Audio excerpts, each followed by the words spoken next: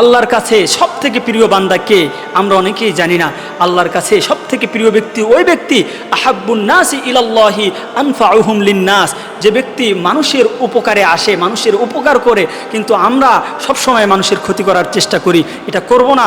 মানুষের যে ব্যক্তি উপকার করে আল্লাহ তাআলা ওই ব্যক্তিকে সবথেকে বেশি ভালোবাসেন, আল্লাহর কাছে সবথেকে প্রিয় ব্যক্তি। তাই প্রিয় ভাই, আমরা সবসময় চেষ্টা করব ছোট ছোট বিষয়ে মানুষের উপকার করা, একটু খেজুর দিয়ে হলেও মানুষকে আপ্যায়ন করা।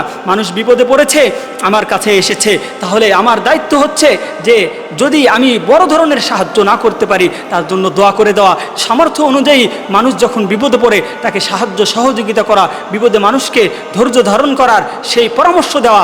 আমরা যদি মানুষের ছোট ছোট বিষয়, বড় ধরনের সব বিষয় আমরা উপকার করতে পারি, এই ব্যক্তি আল্লাহর সবথেকে প্রিয়। আহাব্বুন নাসি ইলাল্লাহি আনফাউহুম লিন্নাস। তাই আমরা মানুষের উপকার করার চেষ্টা করব, পরোপকারী হই, তাহলে আল্লাহ তাআলা আমাদেরকে ভালোবাসবেন।